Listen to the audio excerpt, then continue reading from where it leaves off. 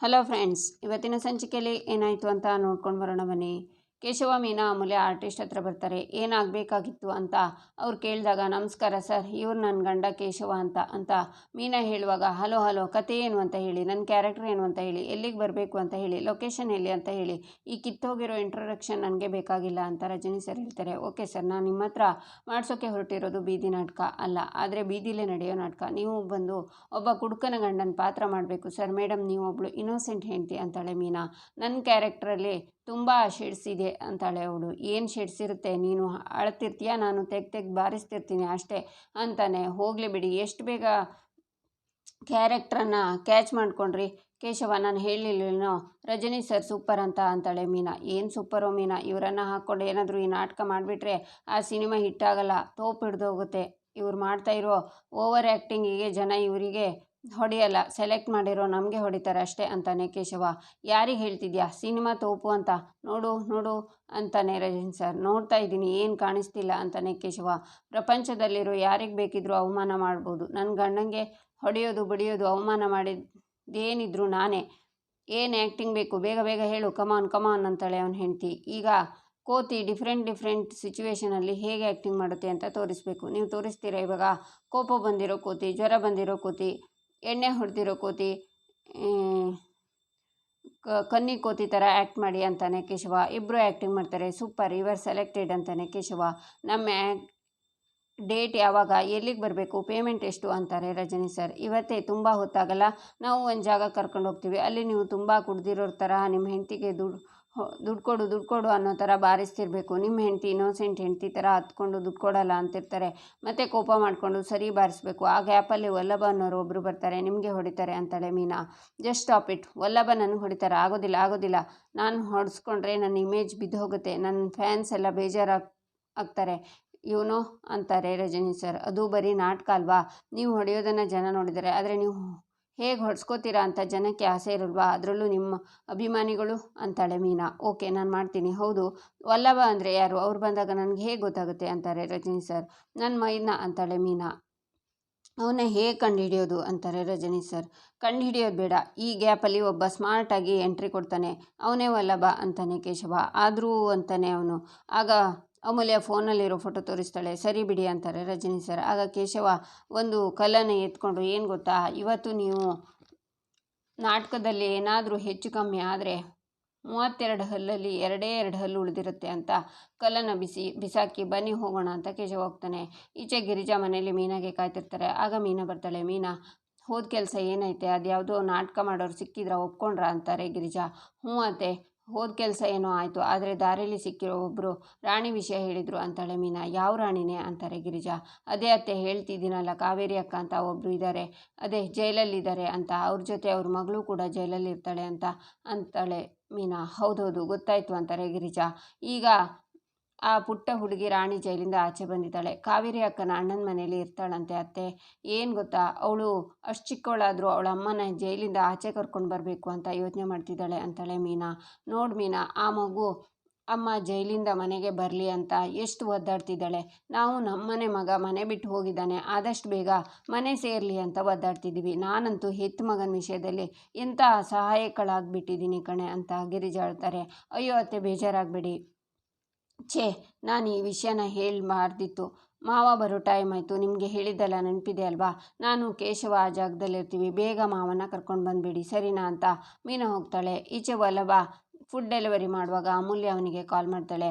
ಹೇಳೇ ಕರಿಬೇಕು, ಏನು ನನಗೆ ಕಾಲ್ ಮಾಡಿಬಿಟ್ಟಿದ್ಯಾ ಅಂತಾನೆ. ಕಾಡು ಪಾಪ, ಎಲ್ಲೋ ಇದೆಯಾ, ಬೇಗ ಬಾರೋ ಅಂತಾಳೆ ಅಮೂಲ್ಯ. ಬೇಗ ಬಾ ಅಂದರೆ ಎಲ್ಲಿಗೆ ಬರಲಿ, ಮಾಡೋ ಕೆಲಸ ಬಿಟ್ಟು ಹೇಗೆ ಬರಲಿ ಅಂತಾನೆ ವಲ್ಲಭ.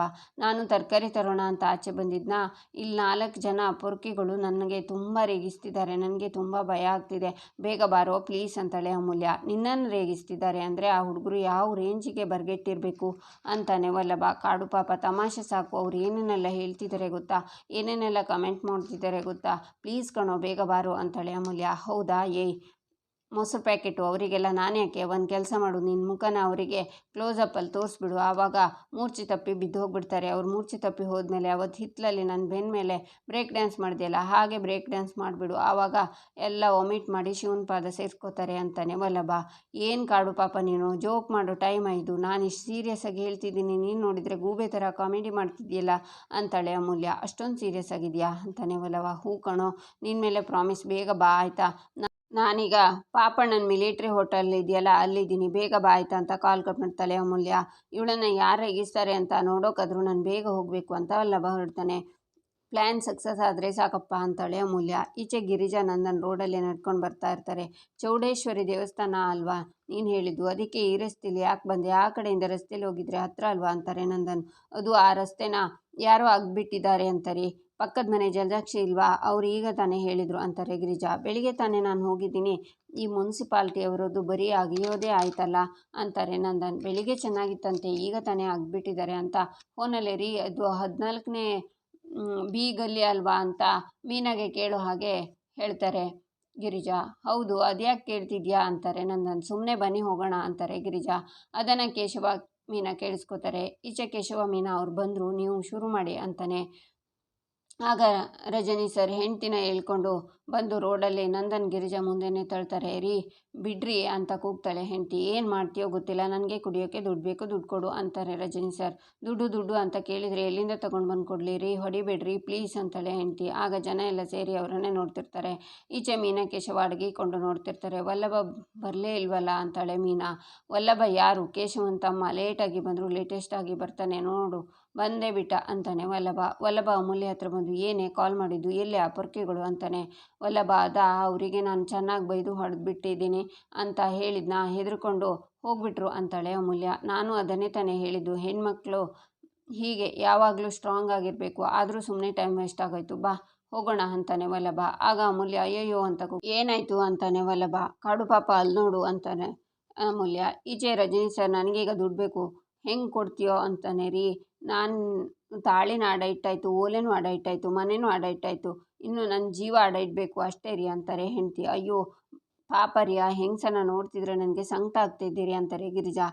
ಕಾಡು ಪಾಪ, ಆ ಕುಡ್ಕ ಅವನ ಹೆಂಡ್ತಿಗೆ ಹೇಗೆಲ್ಲ ಹೊಡಿತಿದ್ದಾನೆ, ನನಗಂತೂ ಕರಳು ಹುಣಸೆ ಹಣ್ಣಿನ ಥರ ಕಿವುಚ್ದಂಗೆ ಆಗ್ತಿದೆ ಅಂತಾಳೆ ಅಮೂಲ್ಯ. ಎದ್ದೇಳು ನನ್ನ ಹೆಂಡ್ತಿ ಪಾಪ ಅಂತ ನಿಲ್ಲಿಸ್ತಾ ಮತ್ತೆ ಹೊಡಿತಾನೆ ರಜನಿ ಸರ್. ಎಂಥ ಬೀದಿ ನಾಟಕ ಮಾಡ್ತಿದ್ದಾನೆ ಅಂತಾಳೆ ಅಮೂಲ್ಯ. ಹಾಂ ಅಂತಾನೆ ವಲ್ಲಭ. ಅಂದರೆ ಬೀದಿಲಿ ಎಂಥ ನಾಟಕ ಮಾಡ್ತಿದ್ದಾರೆ ಅಂತ ಹೇಳೋಕೆ ಬಂದೆ ಅಂತಾಳೆ ಅಮೂಲ್ಯ. ಆಗ ಮೀನಾ ಫೋನಲ್ಲಿ, ಅಮ್ಮು ಕೇಳಿಸ್ತಿದ್ಯಾ, ವಲ್ಲಭ ಏನು ರಿಯಾಕ್ಟೇ ಮಾಡ್ತಿಲ್ಲ, ಅವನ್ನ ರೊಚ್ಚಿಗೆಪ್ಸು ಅಮ್ಮು ಅಂತಾಳೆ ಮೀನಾ. ಓಕೆ ಅಂತ. ಏನು ಕಾಡು ಪಾಪ ಸುಮ್ಮನೆ ನಿಂತಿದ್ಯಾ, ಹೋಗಿ 2 ಬಾರ್ಸು ಅಂತಾಳೆ ಅಮೂಲ್ಯ. ಕಂಡವ್ರ ಮನೆ ವಿಷಯ ನಮಗೆ ಕೆನಡಿ ಅಂತಾನೆ ವಲ್ಲಭ. ಏನು ಕಾಡು ಪಾಪ ನೀನು ಸೆಲ್ಫಿಶ್ ತರಹ ಮಾತಾಡ್ತಿದ್ಯಾ, ನಿನಗೆ ಇಷ್ಟೇನ ಹೆಣ್ಮಕ್ಳ ಮೇಲಿರೋ ಕಾಳಜಿ, ಅವತ್ತು ನೋಡಿದರೆ ಕಾಲೇಜಲ್ಲಿ ಆ ಲೆಕ್ಚರರ್ ಹೆಣ್ಮಕ್ಳ ಹತ್ರ ಮಿಸ್ಬಿಹೇವ್ ಮಾಡಿದ್ರು ಅಂತ ಹೊಡೆದೆ, ಇವತ್ತು ನೋಡಿದರೆ ಸುಮ್ಮನೆ ನಿಂತಿದ್ಯಾ ಅಂತಾಳೆ ಅಮೂಲ್ಯ. ಏಯ್ ಅದು ಬೇರೆ ಇದು ಬೇರೆ, ಇದು ಗಂಡ ಹೆಂಡ್ತಿ ವಿಚಾರ, ನಾನೇನಾದರೂ ಹೋಗಿ ಕೇಳಿದರೆ ಇದು ನನ್ನ ಗಂಡ ಹೆಂಡ್ತಿ ವಿಷಯ, ಪರ್ಸ್ನಲ್ ಮ್ಯಾಟ್ರ್, ನಿನ್ಗ್ಯಾಕು ಅಂತ ಕೇಳಿಬಿಡ್ತಾರೆ, ಸುಮ್ಮನೆ ಯಾಕೆ ಬೇಕು ಅಂತಾನೆ ವಲ್ಲಭ. ಗಂಡ ಹೆಂಡ್ತಿ ಜಗಳ 4 ಗೋಡೆ ಮಧ್ಯದಲ್ಲಿದ್ದರೆ ಅದು ಪರ್ಸ್ನಲ್ಲು, ಯಾವಾಗ 4 ಜನರ ಮಧ್ಯದಲ್ಲಾಗುತ್ತೋ ಅದು ಪಬ್ಲಿಕ್ಕು, ಆವಾಗ ನಿನಗೆ ಕೇಳೋಕ್ಕೆ ಪ್ರಶ್ನೆ ಮಾಡೋದಕ್ಕೆ ಎಲ್ಲ ರೈಟ್ಸ್ ಇರುತ್ತೆ ಅಂತಾಳೆ ಅಮೂಲ್ಯ. ಏನಾಯಿತು ವಲ್ಲಭ, ಹೋಗೋ ಅಂತಾಳೆ. ಅಲ್ಲಿ ಕಾಣಿಸ್ತಿಲ್ವ ಕುಳ್ಳಿ, ನಮ್ಮ ಅಪ್ಪ ನಿಂತಿರೋದು, ಇವಾಗ ಏನಾದರೂ ಇವ್ರ ಮ್ಯಾಟ್ರಲ್ಲಿ ನಾನು ತಲೆ ಹಾಕೋಕೆ ಹೋದರೆ ನಮ್ಮ ಅಪ್ಪನ ಮುಂದೆ ನಾನು ವಿಲನ್ ಆಗಿ ಹೋಗ್ತೀನಿ, ಸುಮ್ಮನೆ ಯಾಕೆ ಇದೆಲ್ಲ ಅಂತಾನೆ ವಲ್ಲಭ. ಏನು ವಲ್ಲಭ ನೀನು ಮಾವನ ಮುಂದೆ ಈ ಥರ ಅನ್ಯಾಯನ ತಡೆದು ಕೇಳಿದರೆ ಅವರಿಗೆ ಖುಷಿಯಾಗುತ್ತೆ, ನಾನು ಇಷ್ಟೆಲ್ಲ ಹೇಳಿದ್ರು ಸುಮ್ಮನೆ ನಿಂತಿದ್ಯಲ್ಲ, ಏನಾದರೂ ಮಾಡು ಅಂತ ಅವಳೋ ಥರ ನಾಟಕ ಮಾಡ್ತಾಳೆ ಅಮೂಲ್ಯ. ಹೊಡಿಬೇಡ್ರಿ ನೋವಾಗುತ್ತೆ ಅಂತ ಹೆಂಡ್ತಿ ಕೂಗ್ತಾಳೆ. ನೋಡಿ ಇವಾಗ ಆ ಕುಡ್ಕಂಗೆ ಹೇಗೆ ದೈವ ಬಿಡಿಸ್ತೀನಿ ಅಂತ ವಲ್ಲಭ ಹೋಗಬೇಕು ಅನ್ನುವಾಗ ನಂದನ್ ಬಂದು ರಜನಿ ಸರ್ ಕೆನ್ನೆಗೆ ಬಾರಿಸ್ತಾರೆ. ಈಚೆ ವೀಣಾ ಪ್ರಿಯಾ ರೋಡಲ್ಲಿ ಬರ್ತಾ, ಪ್ರಿಯಾ ಅಳಿಯಂದ್ರು ಆಫೀಸ್ ಎಷ್ಟು ಚೆನ್ನಾಗಿದೆಯಾ, AC ಎಲ್ಲ ಇದೆ, ಇನ್ನೊಂದು ಸ್ವಲ್ಪ ಹೊತ್ತು ಕೂತ್ಕೋಬೋದಾಗಿತ್ತು ಅಂತಾರೆ ವೀಣಾ. ಹ್ಞೂ ಅಮ್ಮ, ನೀನು ಇನ್ಮೇಲೆ ಮನೆಗೆ ಬಂದಾಗೆಲ್ಲ ನಾನು ಆಫೀಸಿಗೆ ಕರ್ಕೊಂಡು ಹೋಗ್ತೀನಿ ಸರಿನಾ ಅಂತಾಳೆ ಪ್ರಿಯಾ. ನನಗೆ ನಿನ್ನ ಹತ್ರ ಒಂದು ಪ್ರಶ್ನೆ ಇದೆ ಕಣೆ ಅಂತಾರೆ ಮೀನಾ. ಏನಮ್ಮ ಅದು ಅಂತಾಳೆ ಪ್ರಿಯಾ. ನಿಮ್ಮ ಅತ್ತೆ ಎಷ್ಟು ಪ್ರೀತಿಯಿಂದ ಅಳಿಯಂದ್ರಿಗೆ ಊಟ ಕೊಟ್ಟು ಬಾ ಅಂತ ಕಳಿಸಿದ್ರು, ನಿನ್ನನ್ನೇನು ನನ್ನನ್ನು ಜೊತೆಗೆ ಕಳಿಸಿದ್ರು ಅಂತ ಒಳ್ಳೆ ಅತ್ತೆ ಮೇಲೆ ನಾನು ನಮ್ಮ ಯಜಮಾನ್ರಿಗೆ ಊಟ ತಗೊಂಡು ಹೋಗೋದು ಅವರಿಗೆ ಇಷ್ಟ ಇಲ್ಲ ಅಂತೆಲ್ಲ ಸುಳ್ಳು ಹೇಳ್ತಿದ್ದಿಲ್ಲ, ಯಾಕೆ ಅಂತಾರೆ ವೀಣಾ. ಅಯ್ಯೋ ಇಲ್ಲಮ್ಮ, ನಾನು ಯಾವಾಗಲೂ ಊಟ ತಗೊಂಡು ಹೋಗ್ತೀನಿ ಅಂದಾಗ ಅತ್ತೆ ಬೇಡ ಅಂತಾನೆ ಅಂತಿದ್ರು ಅಂತಾಳೆ ಪ್ರಿಯಾ. ಇವತ್ತು ಯಾಕೆ ಇಷ್ಟೊಂದು ಒತ್ತಾಯ ಮಾಡಿ ನಿನ್ನ ಊಟ ಕೊಟ್ಟು ಬಾ ಅಂತ ಕಳಿಸಿದ್ರು ಅಂತಾರೆ ವೀಣಾ. ಅದೇ ನನಗೂ ಅರ್ಥ ಆಗ್ತಿಲ್ಲ ಅಮ್ಮ, ಅತ್ತೆ ನೀನು ಆಫೀಸಿಗೆ ಊಟ ತಗೊಂಡು ಹೋಗು ಅಂದಾಗ ನಂಬಿಕೆ ಆಗಿಲ್ಲ ಗೊತ್ತಾ. ನೀವು ಆಫೀಸಿಗೆ ಊಟ ತಗೊಂಡು ಹೋಗುವ ಗಂಡ ಹೆಂಡತಿಗೆ ಸಮಯ ಕೊಡಿರಿ, ನೀವು ಹೊಸದಾಗಿ ಮದುವೆ ಆಗಿದ್ದೀರಾ ಅಂತೆಲ್ಲ ಹೇಳಿದರು.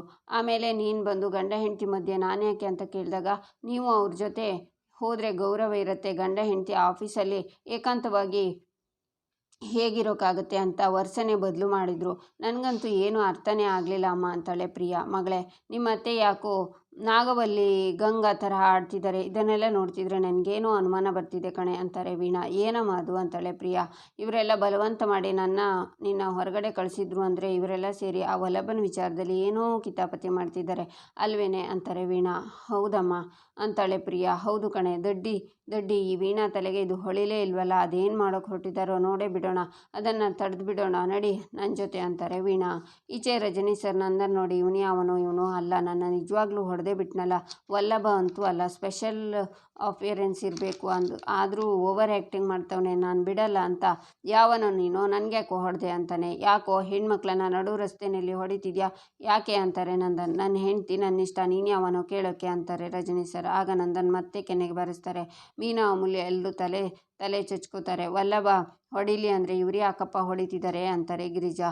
ಇವನು ಹೀಗೆ ಬಿಟ್ಟರೆ ಎಲ್ಲರ ಹತ್ರ ಕ್ಲಾಪ್ಸ್ ಕೊಟ್ಟಿಸ್ಕೋತಾನೆ, ನಾನೇ ಏನಾದರೂ ಮಾಡಬೇಕು ಅಂತ ರಜನಿ ಸರ್ ನಿಂತ್ಕೊಂಡು ಪದೇ ಯಾಕೆ ಹೊಡಿತಿದ್ಯಾ ಅಂತೆಲ್ಲ ಹೇಳ್ತಾನೆ. ಗಂಡಸೇನೋ ನೀನು, ಕಟ್ಕೊಂಡು ಹೆಂಡ್ತಿಗೆ ನಡು ರಸ್ತೆಯಲ್ಲಿ ಹೊಡಿತಿದ್ಯಾ, ಕರ್ಕೊಂಡು ಹೋಗೋ ಮನೆಗೆ ಅಂತಾರೆ ನಂದನ್. ಆಗಲ್ಲ, ಏನೋ ಕಿಸ್ಕೋತೀಯಾ ಅಂತಾನೆ ರಜನಿ ಸರ್. ನಂದನ್ ಮತ್ತೆ ಕೈ ಎತ್ತುತ್ತಾರೆ ಹೊಡೆಯೋಕೆ. ಆಗ ಹೆಂಡ್ತಿ, ಹೊಡಿಬೇಡಿ, ಎಷ್ಟೇ ಆದರೂ ಅವ್ರು ನನ್ನ ಗಂಡ, ಕರಳು ಚುರುಕನ್ನತ್ತೆ, ಆಶೀರ್ವಾದ ಮಾಡ್ರಿ ಅಂತ ಹೆಂಡ್ತಿ ನಮಸ್ಕಾರ ಮಾಡ್ತಾಳೆ ಗಂಡಂಗೆ. ತಗೋ ಆಯಿತು, ದುಡ್ಡು ಕೊಡು, ಅದೆಲ್ಲ ನನಗೆ ಗೊತ್ತಿಲ್ಲ, ನನಗೆ ದುಡ್ಡೇ ಬೇಕೇ ಬೇಕು ಅಷ್ಟೇ ಅಂತಾರೆ ರಜನಿ ಸರ್. ಏಯ್ ಸುಮ್ಮನೆ ಇದ್ರೆ ಸರಿ, ಇಲ್ಲ ಅಂದರೆ ತೆಗೆದು ಬಾರಿಸ್ತೀನಿ ಅಂತಾರೆ ನಂದನ್. ಪ್ಲೀಸ್ ಅಣ್ಣ, ಹೊಡಿಬೇಡಿ ಅಣ್ಣ ಅಂತಾಳೆ ಹೆಂಡ್ತಿ. ನೋಡು ಅವಳನ್ನು, ಇಷ್ಟು ಜನರ ಮುಂದೆ ನೀನು ಅವಳನ್ನು ಹೊಡಿತಾ ಅವಮಾನ ಮಾಡ್ತಾ ಇದ್ರು, ಹೊಡಿಬೇಡಿ ಅವರನ್ನು ಅಂತ ಬೇಡ್ಕೋತಿದ್ದಾಳೆ. ಇಂಥವಳನ್ನು ಹೊಡೆಯೋಕೆ ನಾಚಿಕೆ ಆಗಲ್ವಾ ನಿನಗೆ?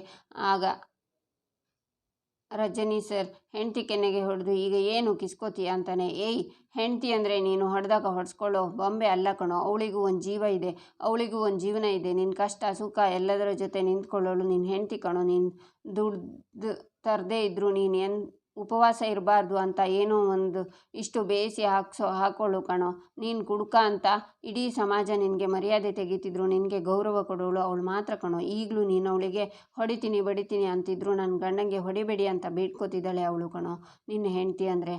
ಅಂತ ಹೆಂಡ್ತಿ ಸಿಗೋಕ್ಕೆ ನೀನು ಪುಣ್ಯ ಮಾಡಿರಬೇಕು. ಅಷ್ಟು ಜನರ ಮುಂದೆ ಅವಳನ್ನು ಹಾಗೆ ಹೊಡಿತಿದ್ಯಲ್ಲ, ನಾಚಿಕೆ ಆಗಲ್ವಾ ನಿನಗೆ? ಹೆಂಡ್ತಿ ಅಂದರೆ ದೇವತೆ ಕಣೋ ಅಂತಾರೆ ನಂದನ್. ಆಗ ಅಲ್ಲಿ ಸೇರಿದ ಜನ ಎಲ್ಲ ಕ್ಲಾಪ್ಸ್ ಮಾಡ್ತಾರೆ. ಮೀನಾ ತಲೆ ಮೇಲೆ ಕೈ ಇಡ್ತಾಳೆ. ವಲ್ಲಭ ಕ್ಲಾಪ್ಸ್ ಮಾಡ್ತಾನೆ. ಅಣ್ಣ ಸೂಪರ್, ಹೆಂಡ್ತಿ ಇವರು ನಿಮ್ಮ ಅಣ್ಣನ, ನಿಮ್ಮ ತಮ್ಮನ, ನಿಮ್ಮ ಬಾಯ್ ಫ್ರೆಂಡಾ, ನಿನ್ನ ಕುಡುಕ ದೋಸ್ತ ಅಂತಾರೆ ರಜನಿ ಸರ್. ಎಲ್ಲದಕ್ಕೂ ಅಲ್ಲ ಅಂತಾಳೆ ಹೆಂಡ್ತಿ. ಮತ್ತೆ ಯಾಕೆ ನಿನಗೆ ಸಪೋರ್ಟ್ ಮಾಡ್ತಿದ್ದಾನೆ, ಯಾಕೆ ಅಯ್ಯೋ ನಿನ್ನ ಅಂತ ಹೆಂಡ್ತಿಗೆ ಮತ್ತೆ ಹೊಡಿತಾರೆ ರಜನಿ ಸರ್. ಆಗ ನಂದನ್ ಅವನ ಕೆನ್ನೆಗೆ ಸರಿ ಮತ್ತೆ ಬಾರಿಸ್ತಾರೆ. ಕೇಶವ, ಇಡೀ ಶೂಟಿಂಗಿಗೆ ನೀನೇ ತಾನೇ ಡೈರೆಕ್ಟರ್, ಕಟ್ ಹೇಳು ಅಂತಾಳೆ ಮೀನಾ. ನಾನೀಗ ಕಟ್ ಹೇಳಿದರೆ ಅಪ್ಪಂಗೆ ನಾವು ಮಾಡ್ತಾ ಇರೋ ನಾಟಕ ಅಂತ ಗೊತ್ತಾಗಿ ಬಿಡ್ತಾರೆ ಕಣೆ ಅಂತಾನೆ ಕೇಶವ. ಈಚೆ ರಜನಿ ಸರ್, ನಾನು ಕುಡುಕ ಅಲ್ಲ ಸರ್, ನಾಟಕ ಮಾಡ್ತಿದ್ದೀನಣ್ಣ. ಹೌದಣ್ಣ, ಯಾರೋ 3 ಜನ ಬಂದುಬಿಟ್ಟು ನೀವು ಬೀದಿ ನಾಟಕ ಮಾಡ್ತಿರ್ತೀರಲ್ಲ, ಆ ರೀತಿ ನಿನ್ನ ಹೆಂಡ್ತಿನ ನಾಯಿಗೆ ಹೊಡೆದಂಗೆ ಹೊಡಿತಾ ಇರೋ ಯಾರೋ, ಅವನ ಹೆಸರು ವಲ್ಲಭ, ಬಂದು ನಿನ್ನ ಹೊಡಿತಾನೆ, ದುಡ್ಡು ಕೊಡ್ತೀವಿ ಅಂತ ಹೇಳಿ ನಾಟಕ ಮಾಡೋ ಕಳಿಸಿದ್ರಣ್ಣ. ಅವರು ಬರೋದು ಬಿಟ್ಟು ನೀವು ಬಂದಿದ್ದೀರಾ, ಅವ್ರು ಚಿತ್ರಾನ್ನ ಕೊಡ್ತಾರೆ ಅಂದ್ಕೊಂಡಿದ್ದೆ, ನೀವು ನೋಡಿದರೆ ಬಿರಿಯಾನಿನೇ ಕೊಡ್ತಿದ್ದೀರಲ್ಲ, ಇದೆಲ್ಲ ನಾಟಕ ಅಣ್ಣ, ನಾಟಕ ಅಂತಾರೆ ರಜನಿ ಸರ್. ವಲ್ಲಭನ ಅಂತಾರೆ ನಂದನ್. ಹೌದು ಸರ್, ನನ್ನ ತಾಯಿ ಹಣೆಗೂ ವಲ್ಲಭನೆ ಅಂತಾರೆ ರಜನಿ ಸರ್. ಇನ್ನೂ ಎಲ್ಲ ಯಾಕೆ ಇಲ್ಲಿ ನಿಂತಿದ್ದೀರಾ, ನಾಟಕ ಅಂತ ಗೊತ್ತಾಯ್ತಲ್ಲ, ಹೋಗಿ ನೀವೆಲ್ಲ ನಿಮ್ಮ ಕೆಲಸ ನೋಡ್ಕೊಳ್ಳಿ ಅಂತಾರೆ ನಂದನ್. ಆಗೆಲ್ಲರೂ ಹೋಗ್ತಾರೆ. ಆಗ ಅಮೂಲ್ಯ ವಲ್ಲಭನ ನೋಡ್ತಾರೆ ನಂದನ್. ಗಿರಿಜಾ, ಈ ಥರ ನಾಟಕ ಮಾಡೋಕ್ಕೆ ನಾಚಿಕೆ ಆಗಲ್ವಾ ಅವನಿಗೆ? ಇದೆಲ್ಲ ಯಾಕೆ ಬೇಕು ಗಿರಿಜಾ? ಇದೆಲ್ಲ ಬಿಟ್ಟು ಸರಿಯಾಗಿದ್ದಿದ್ರೆ ಪರಿಸ್ಥಿತಿ ನೆಟ್ಟಗಿರ್ತಿತ್ತು ತಾನೆ.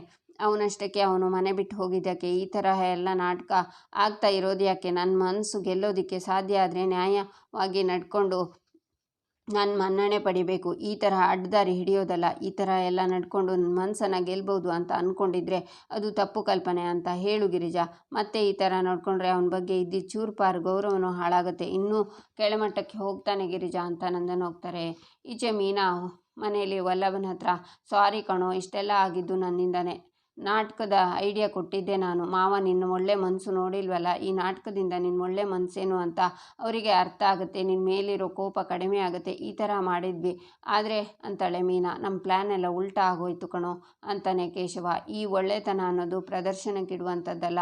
ನಾನು ಇಷ್ಟು ಒಳ್ಳೆಯವನು, ಅಷ್ಟು ಒಳ್ಳೆಯವನು, ನಾನು ಆ ಸಹಾಯ ಮಾಡಿದೆ, ಈ ಸಹಾಯ ಮಾಡಿದೆ ಅಂತೆಲ್ಲ ಹೇಳ್ಕೊಳ್ಳುವಂಥದ್ದಲ್ಲ. ನಮ್ಮ ಆತ್ಮಸಾಕ್ಷಿಗೆ ನಾವು ಕೊಟ್ಕೊಳ್ಳುವಂಥ ಉತ್ತರ. ಇವತ್ತು ನೋಡಿ, ನಾನೇನು ಮಾಡದೇ ಇದ್ದರೂ ಅಪ್ಪನ ಪಾಯಿಂಟ್ ಆಫ್ ವ್ಯೂನಲ್ಲಿ ನಾನೇ ಎಲ್ಲ ಮಾಡಿಸಿದೆ ಅಂತ ಆಯ್ತಲ್ವಾ ಅಂತಾನೆ ವಲ್ಲಭ. ಅದನ್ನೆಲ್ಲ ಪ್ರಿಯ ವೀಣನು ಕೇಳಿಸ್ಕೋತಾರೆ, ನಂದನ್ನು ಕೂಡ ಬಂದು ಕೇಳಿಸ್ಕೋತಾರೆ. ಇಲ್ಲಿಗೆ ಈ ಸಂಚಿಕೆ ಮುಕ್ತಾಯವಾಗುತ್ತೆ. ಮುಂದಿನ ಸಂಚಿಕೆಗಾಗಿ ನಮ್ಮ ಚಾನಲನ್ನು ನೋಡಿ, ಸಬ್ಸ್ಕ್ರೈಬ್ ಮಾಡಿ, ಲೈಕ್ ಮಾಡಿ, ಸಪೋರ್ಟ್ ಮಾಡೋದನ್ನು ಮರಿಬೇಡಿ.